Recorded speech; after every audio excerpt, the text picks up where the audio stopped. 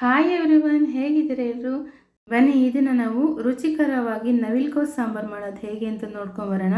ನೋಡಿ, ನಾನಿಲ್ಲಿ ಎಳೆ ನವಿಲ್ ಕೋಸನ್ನು ತೊಗೊಂಡಿದ್ದೀನಿ. ಅದನ್ನ ಸಿಪ್ಪೆ ತೆಗೆದು ಈ ರೀತಿಯಾಗಿ ಇಟ್ಕೊಂಡಿದ್ದೀನಿ. ಈ ರೀತಿ ನೀಟಾಗಿ ಸಿಪ್ಪೆಯನ್ನು ತಕ್ಕೊಳ್ಳಿ. ಹಾಗೆಯೇ ಇದುವರೆಗೂ ನನ್ನ ಚಾನಲನ್ನು ಯಾರು ಸಬ್ಸ್ಕ್ರೈಬ್ ಆಗದೆ ನೋಡ್ತಾ ಇದ್ದೀರಾ, ಪ್ಲೀಸ್ ಸಬ್ಸ್ಕ್ರೈಬ್ ಮಾಡ್ಕೊಳ್ಳಿ, ಲೈಕ್ ಮಾಡಿ, ನಿಮ್ಮ ಫ್ರೆಂಡ್ಸಿಗೂ ಸಹ ಶೇರ್ ಮಾಡಿ. ನೋಡಿ, ಇಲ್ಲಿ ನಾನು ಒಂದು 5-6 ತೊಗೊಂಡಿದ್ದೀನಿ. ಅದರಲ್ಲಿ ಇಷ್ಟು ಸಾಂಬಾರು ಹಾಕೋದಿಲ್ಲ, 4 ಗೆಡ್ಡೆನ ನಾನು ಯೂಸ್ ಮಾಡ್ತೀನಿ. ಅದಕ್ಕೋಸ್ಕರ ನಾನಿಲ್ಲಿ ಕಡಲೆಕಾಳನ್ನು ನೆನೆ ಹಾಕ್ತಾಯಿದ್ದೀನಿ. ಒಂದು 2 ಮುಷ್ಟಿಯಷ್ಟು ಕಡಲೆಕಾಳನ್ನು ಇದ್ರ ಜೊತೆ ಹಾಕೋಣ ಅಂತೇಳಿ ನೋಡಿ ತೊಗೊಂಡಿದ್ದೀನಿ. ಇದಕ್ಕೆ ನೀರು ಹಾಕ್ಬಿಟ್ಟು ನೀವು 2 ಗಂಟೆ ನೆನೆ ಹಾಕಬೇಕು. ಅದು ದೊಡ್ಡ ಹಾಕಬೇಕು, ಗೊತ್ತಾಗುತ್ತೆ ನಿಮಗೆ. ನೆನೆ ಹಾಕಿದ್ರೆ, ಕಡಲೆಕಾಳು ಹಾಕಿದ್ರೆ ಇದ್ರ ಜೊತೆಗೆ ತುಂಬ ಚೆನ್ನಾಗಿರುತ್ತೆ. 2 ಗಂಟೆ ಇದು ನೆನೆ ಹಾಕಿದ ನಂತರ ನೋಡಿ ಈ ಥರ ಕಾಣುತ್ತೆ.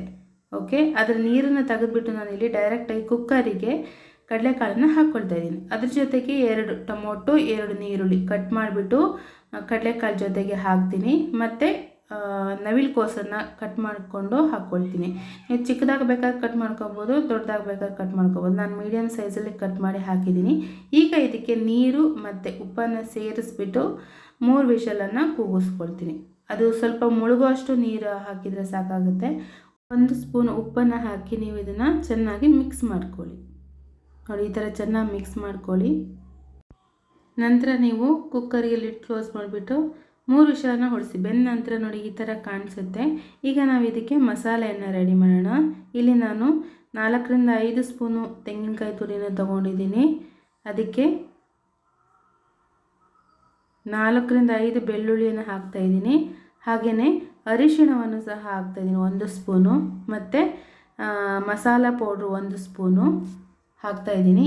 ನಾನು ಮಾಡಿರೋ ಮಸಾಲ ಆಲ್ರೆಡಿ ನನ್ನ ಚಾನಲಲ್ಲಿದೆ, ನೀವು ಅದನ್ನು ಹೋಗಿ ನೋಡ್ಬೋದು ಹೇಗೆ ಮಸಾಲ ಸಾಂಬಾರು ಪೌಡ್ರ್ ಮಾಡೋದು ಅಂತ. ಜೊತೆಗೆ 1 ತುಂಡು ಹುಣಸೆಹಣ್ಣು ಮತ್ತು ಖಾರಕ್ಕೆ ಬೇಕಾದಷ್ಟು ಮೆಣಸನ್ನು ಹಾಕ್ಬಿಟ್ಟು ಚೆನ್ನಾಗಿ ಪೇಸ್ಟ್ ಮಾಡಿಕೊಂಡು ಇದಕ್ಕೆ ಆ್ಯಡ್ ಮಾಡ್ತಾಯಿದ್ದೀನಿ. ನೋಡಿ, ಇಲ್ಲಿ ನೀರು ನೀವು ಎಷ್ಟು ಬೇಕಷ್ಟು ನೀರನ್ನು ಸೇರಿಸ್ಬಿಟ್ಟು ಮಿಕ್ಸ್ ಮಾಡ್ಕೊಬೋದು. ಅಂದರೆ ದಪ್ಪ ಸಾಂಬಾರು ಬೇಕಾದರೆ ಸ್ವಲ್ಪ ಕಡಿಮೆ ನೀರು ಹಾಕಿ, ಅಥವಾ ತೆಳು ಬೇಕಾದರೆ ಜಾಸ್ತಿ ನೀರು ಹಾಕ್ಬಿಟ್ಟು ಚೆನ್ನಾಗಿ ಒಂದು ಮಿಕ್ಸನ್ನು ಮಾಡಿ. ಓಕೆ, ಈಗ ಈ ಸ್ಟೇಜಲ್ಲಿ ನೀವು ಉಪ್ಪು ಕಡಿಮೆ ಆದರೆ ನೋಡ್ಬೋದು, ಟೇಸ್ಟ್ ಮಾಡಿ ನೋಡಿ, ಉಪ್ಪನ್ನು ಸಹ ಆ್ಯಡ್ ಮಾಡ್ಬೋದು. ಚೆನ್ನಾಗಿ ಕುದಿಸ್ಬೇಕು. ಈಗ ನೋಡಿ, ಈ ಥರ ಕುದಿ ಬಂದ ನಂತರ ನಾನಿಲ್ಲಿ ಕೊತ್ತಂಬರಿ ಸೊಪ್ಪನ್ನು ಆ್ಯಡ್ ಮಾಡ್ತೀನಿ. ಈ ಥರ ಕೊತ್ತಂಬರಿ ಸೊಪ್ಪನ್ನು ಹಾಕಿ ನಂತರ ಇಲ್ಲಿ ಒಂದು 2 ಸ್ಪೂನು ತೆಂಗಿನ ಎಣ್ಣೆಯನ್ನು ತಗೊಂಡು ಒಗ್ಗರಣೆಯನ್ನು ಹಾಕ್ತಾಯಿದ್ದೀನಿ. ಸಾಸಿವೆ, ಒಣಮೆಣಸು ಮತ್ತು ಕರಿಬೇವು ಇಷ್ಟನ್ನು ಹಾಕ್ಬಿಟ್ಟು ನಾನಿಲ್ಲಿ ಒಗ್ಗರಣೆನ ಆ್ಯಡ್ ಮಾಡ್ತೀನಿ ಸಾಂಬಾರಿಗೆ. ಈಗ ರುಚಿಕರವಾದ ನವಿಲ್ ಕೋಸು ಮತ್ತು ಕಡಲೆಕಾಳಿನ ಸಾಂಬಾರು ರೆಡಿಯಾಗಿದೆ. ನೋಡಿ, ಇದನ್ನು ನೀವು ರೈಸ್ ಜೊತೆಗೆ, ಚಪಾತಿ ಜೊತೆಗೆ, ಮುದ್ದೆ ಜೊತೆಗೆ ಸಹ ನೀವು ಊಟ ಮಾಡ್ಬೋದು. ತುಂಬ ಟೇಸ್ಟಿಯಾಗಿರುತ್ತೆ ಮತ್ತು ತುಂಬ ಈಸಿ, ಬೇಗನೆ ಆಗುತ್ತೆ. ಎಲ್ಲ ಕಟ್ ಮಾಡ್ಕೊಂಬಿಟ್ಟು ಬೇಯಿಸ್ಬಿಟ್ಟು ಒಂದು ಲಾಸ್ಟಿಗೆ ಒಂದು ಒಗ್ಗರಣೆ ಹಾಕ್ಬಿಟ್ರೆ ಸೂಪರಾಗಿರೋ ಸಾಂಬಾರು ರೆಡಿಯಾಗುತ್ತೆ. ನೀವು ಸಹ ಮನೆಯಲ್ಲಿ ಮಾಡಿ ಹೇಗಿತ್ತು ಟೇಸ್ಟ್ ಅನ್ನೋದನ್ನು ನನಗೆ ತಿಳಿಸಿ, ಕಮೆಂಟ್ ಮಾಡಿ.